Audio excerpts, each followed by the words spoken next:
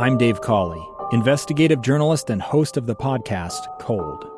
In October of 1985, a woman named Cherie Warren left work at a busy Salt Lake City office to meet her estranged husband at a downtown auto dealership. She never made it home.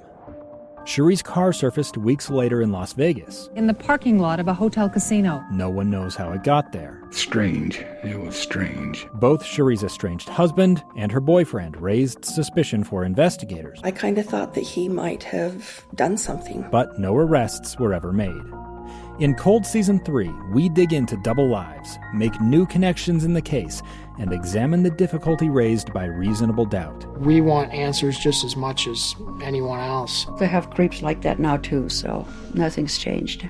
That's the new Cold Season 3, The Search for Cherie, now available anywhere you get your podcasts.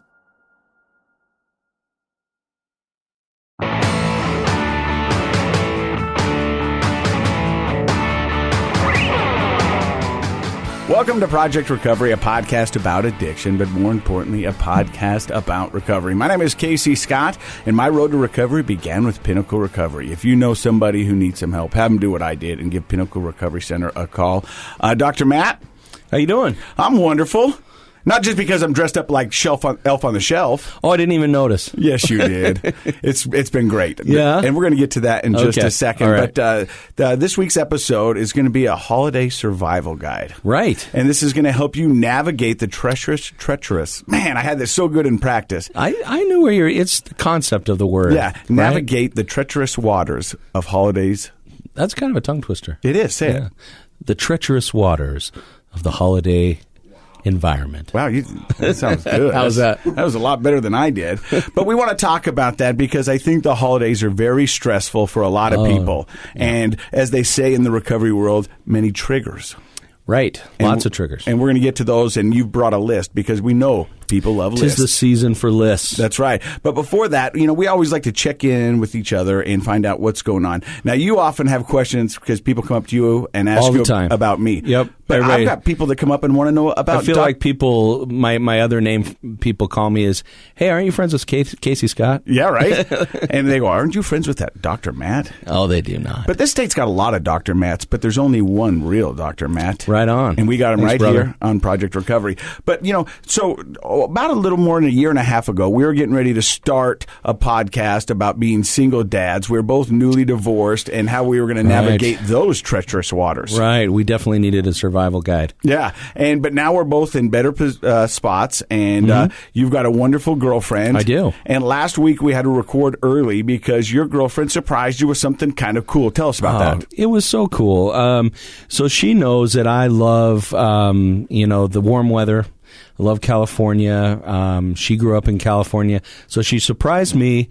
Well, she said, "We're for your birthday." It had been my birthday and hers recently, and she said, "I have a trip planned, a 5-day trip out of town, and I'm not going to tell you where." So I kept trying to, Jedi mind trick her into telling me where it was. Was I supposed to pack my parka or my swimming suit? Exactly. The problem is she's way smarter than I am, so I couldn't get around that. And at the airport, at the counter, as we're checking bags, I learned we were going to San Diego, which is one of my very favorite places.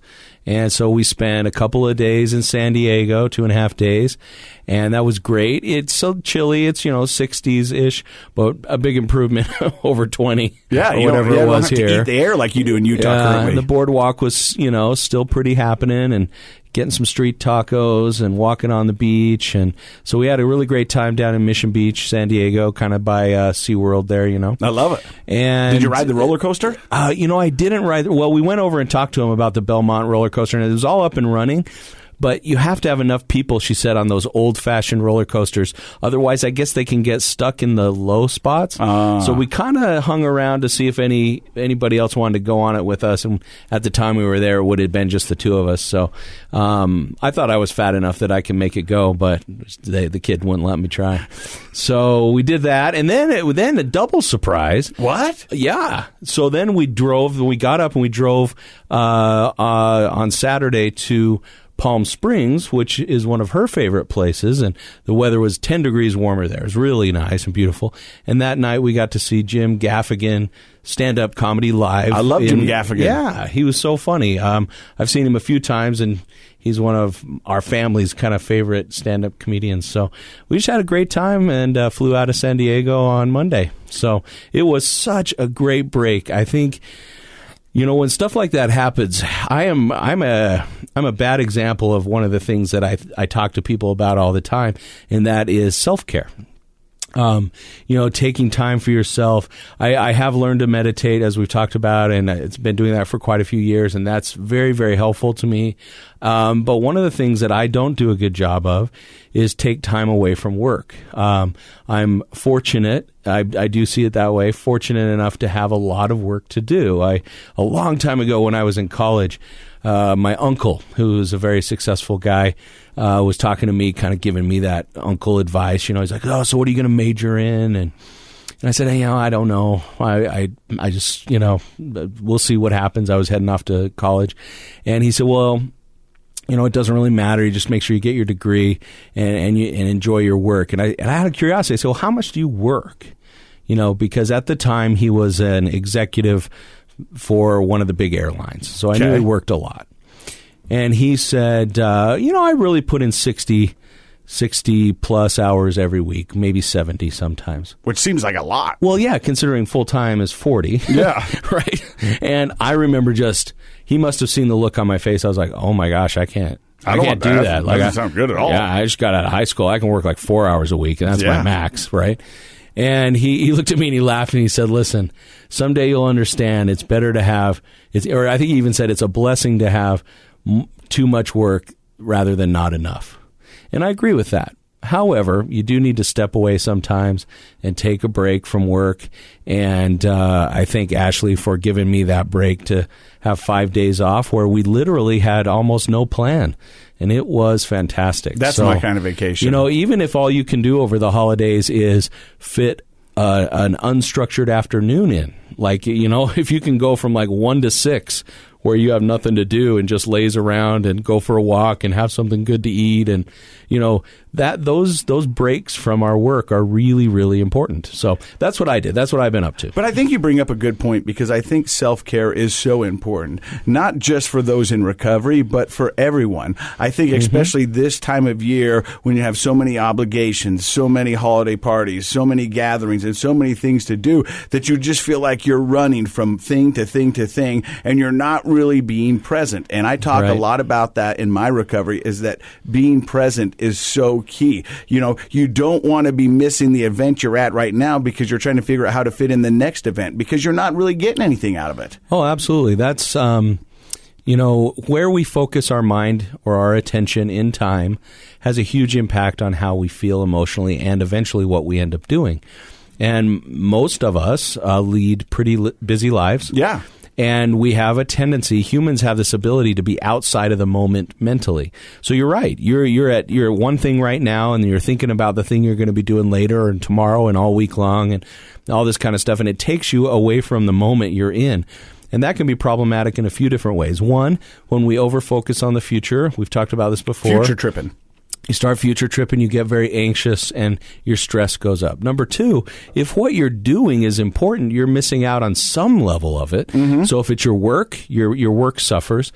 And if it's a good time, like a family party or a vacation or just an afternoon with your kids or something, you're not there to really enjoy it, and you miss out on the connection with other people. And we've talked a lot on this show about how connection is one of the key components to maintaining our sobriety. It's the opposite of addiction. Yeah, it's the opposite of addiction. It really is. I'm going to bring in the young kids because I'm sure you know what this is. FOMO. Yeah. FOMO, fear of missing out. And a lot of people have FOMO, fear of missing out, missing out of that event. But when you have fear of missing out on that event, you're not enjoying the event that you're in. You're not where you're at. And so mindfulness, learning to use your senses to pull your attention back into the present moment is such a worthwhile thing to learn to do. I also want to talk to you real quick about perspective. I was in an event probably last week, and I was talking to a guy, and he was like, wow, it's amazing to see what you've done in such a short amount of time. Now, to him, what I've done in a short amount of time is amazing. But to me, it hasn't seemed like a short amount of time. Does that make sense? Yeah. You know, 'cause perspective, right? Yeah, perspective. Because he's looking at it, and although it's been 17 months, and it's been a long 17 months, I'm not going to lie to you. Yeah. But 17 months ago, I would have never imagined that I would have been in this situation with these kind of opportunities that are in front of me. Yeah. And so I think what you need to do is that everything is perspective. And I always go back to that. Perspective is key. If you can look at the positive and look at the good in a situation rather than focusing on the negative, I think your life is going to be so much better. Well, yeah, it is. Yeah, absolutely. I mean, there's lots and lots of good research on positive thinking, or optimism is kind of the psychological term for that. People who are optimistic tend to be happier, have better relationships, more satisfaction with work, et cetera, you know. One of the keys, though, for people that are listening is people are like, yeah, that sounds good. I mean, I don't think anybody thinks it doesn't sound right, to be optimistic or focus on the positive. But it's hard. But the reality is there's a lot of non-positives out there. So here's the key. Here's a suggestion. When you head out to do something today, whether it's work or social or whatever, acknowledge the fact that there will be negatives. You have to accept that those negatives will be there. That guy that kind of rubs you the wrong way will probably be there at work, or the family member that you're in a little tiff with will be at the family party, or whatever it happens to be. You acknowledge those, but you make a conscious choice to say, despite those, where is the positive? You push yourself to connect with the positive. And the difference between that may not sound that magical, but the difference is this. People who are just like, I'm only going to see the positive, and they get into this black and white thinking, then when a negative pops up on their radar, it's very distracting and discouraging to them.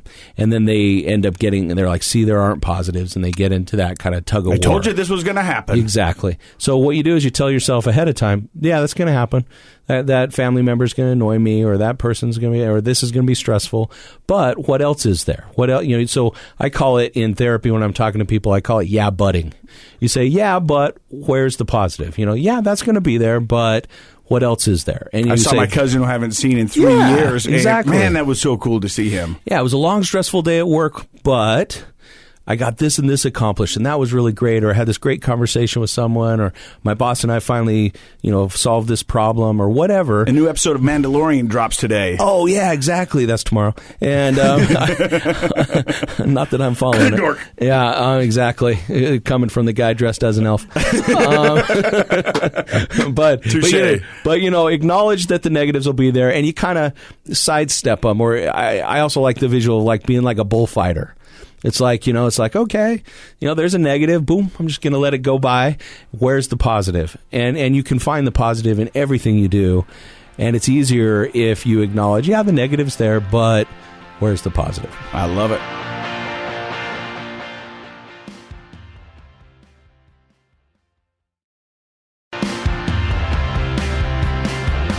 Hey, this is the holiday edition of Project Recovery. We're going to help you navigate the treacherous waters of holiday parties. And so Dr. Matt has brought a list to help us get through. Now, you said the first 6 are to help those in recovery. Yeah, we talked about the possibility of doing this show, and I've been thinking about it, and I think Josh actually mentioned, we should include some family tips as well. And so I was thinking about individual for the person who's in recovery, him or herself, but then also as a family, recovery, as we know now on this show from interviewing so many people, it's a family affair, right? Yeah. And so we want to have some tips for family members as well. Well, let's just jump into it. Number 1, have a plan. Yeah. Here's one of the big. Well, there's a couple things that have been associated with relapse or triggering your relapse, and that is boredom and loneliness. Huge, right? Your busy mind and idle hands, all those things come into play because, if you're alone, you're in a dark place, you get upside in your head. I mean, that can be just a spook alley. So I agree with that. Yeah, being bored, what did all of our grandmas used to say, idle hands or the devil's workshop. Yep. Whatever that actually means, the way I take it is that, when we're bored or when we're lonely, when we're on our own, we can succumb to unhealthy behaviors fears, temptations, whatnot. So having a plan basically means this. And I some people are actually really resistant to certain words. I've found plan is kind of a tough one for people to swallow. They don't like to have a plan because it sounds rigid. So it can be a very loose plan, or it can be even almost a day-to-day, week-by-week plan. What about guidelines? Guidelines are fine, sure. Structure, guidelines, plan, whatever you like to call it. But the idea is knowing what you're going to be up to. So even if the plan can include free time or me time. But if that's part of the plan, it's less likely to result in feeling bored. So like, let's say, it's a Friday night during the holidays, and it just so happens that everybody in your sphere is off doing other stuff. Then you say, okay, that night's going to be kind of like my me time, my free time. What would I like to do? I got 3 hours and 20 minutes to kill. I'm going to watch The Irishman on Netflix. There you go. I'm excited to watch that. That's how long it is. Is that? I gathered that you've looked into it. Yeah. And so there you go. Those are the sorts of things that I mean. You might say, okay, I'm going to go to the store and get some of my favorite food, go home, watch a show that I've been wanting to watch, or maybe I'm going to mix it up and go for a bike ride or go to the gym or whatever. But having a plan helps us avoid getting bored. And if you're struggling with sobriety, especially if it's new in your life, boredom and loneliness are going to be things we need to guard against. All right, so I like that, having a plan. This next one is something that I do now when I go to family parties or I go back out with my friends who still drink, is develop an exit strategy. Right. I think it's like we go into, like, I don't know about your experience. I mean, maybe it's the same as mine, but something looks like it's going to be fun or a good time, and you get there and you're like, yeah. This for some reason, this isn't really working for me. Most of the time, that's not a big deal. But if you're worried about sobriety, that can be a big deal. If people start using a lot around you, it starts to feel like a trigger. One of the things that I suggest before you head out into events, work parties, family parties, whatever, is really sit down and take an inventory with yourself about what your triggers are currently. Okay, like that may be the same as always, or that may have changed a little bit in your sobriety, that you may have different triggers or risk factors that you need to pay attention to. And if those start to pop up in a party, have an exit strategy.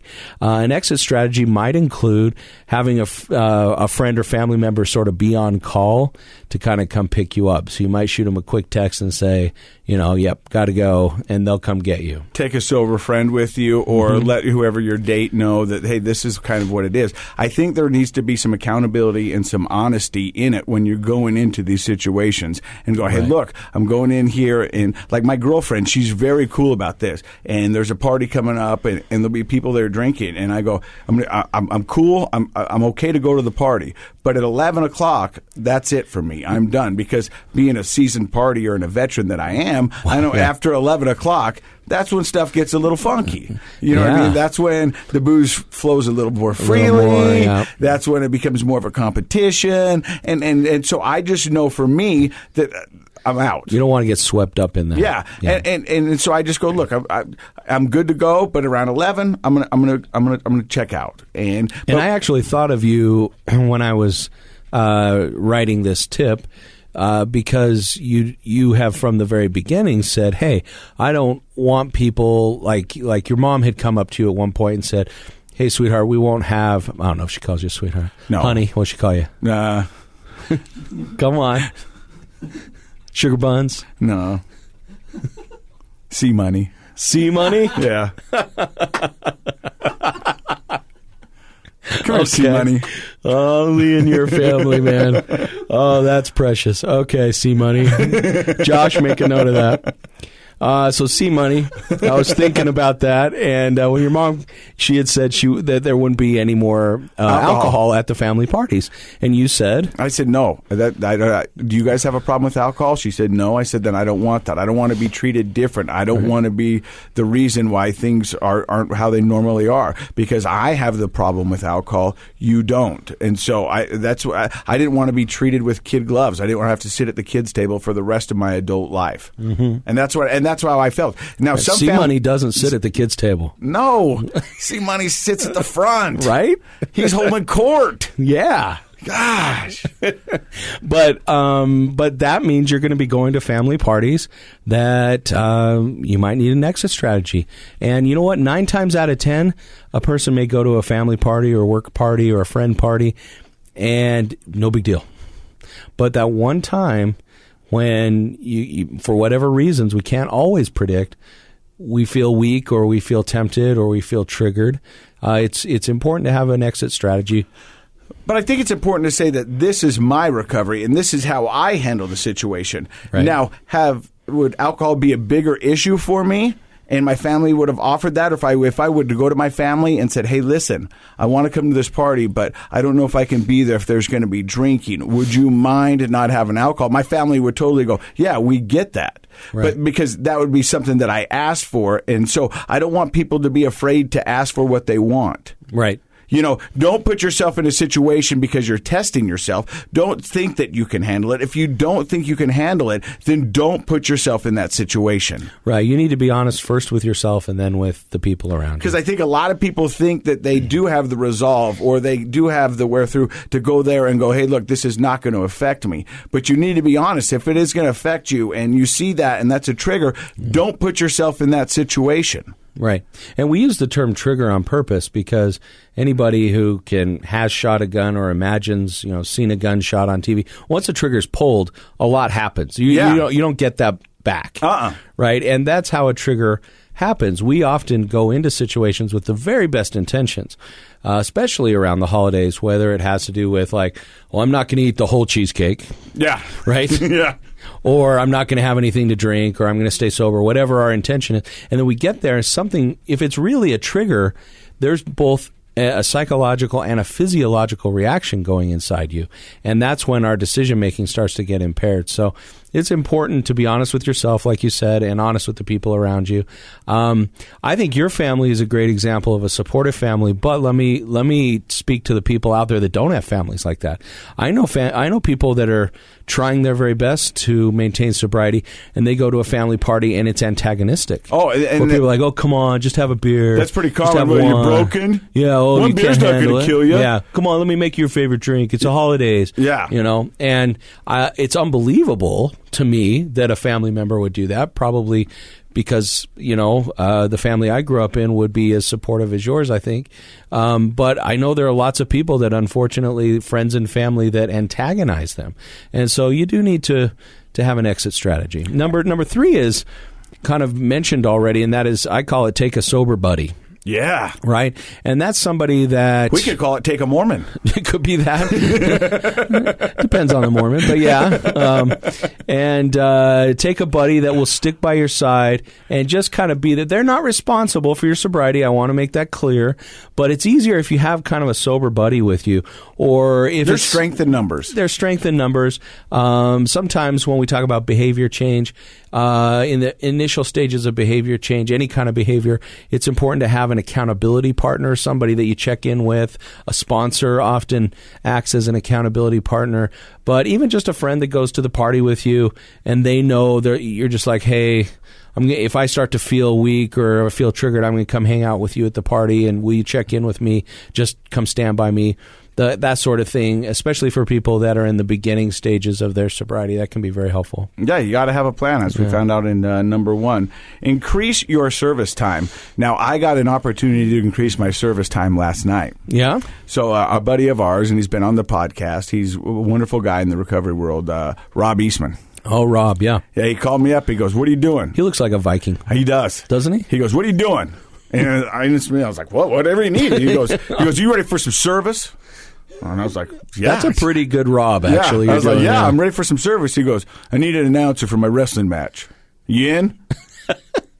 What time's it at? 5:15. Yeah, I'm in. And so I went and did it last night at Bountiful High School. Bountiful High School. Yeah, so he's the head coach for the wrestling match. That's right. And it was Bountiful versus Viewmont. And it was a lot of fun. That's a rivalry, right? Yeah, and so it was cool. But and I was like, my girlfriend goes, are you getting paid? And I go, no, this is just one of those freebies. But Service. I'm okay to do it. Yeah. Yeah, and I was happy to be asked. Yeah. And so I went there and I had a couple few people come up and go, hey, listen to the podcast. Great. And so cool. It was fun. But yeah, it was one of those things that when you do service, it it's dual purposing because you're helping somebody else out, but you're getting so much in return that they don't even know about.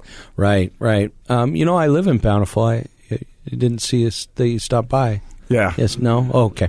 All right. But no, service is really, really a great. I mean, we've talked about that. Lots of people have come on. You've shared your experiences with service, giving back to the community that's helped you, and service lifts your spirits. There's just no way around it. And so I can tell just by the smile on your face you had a good time last night. So if you're in recovery, you're probably doing some service. Mm-hmm. But the holidays that's a great time to give yourself a boost by giving back to other people even more. And I love it. And there's so many good things going on around our community and around yours that you can get involved in.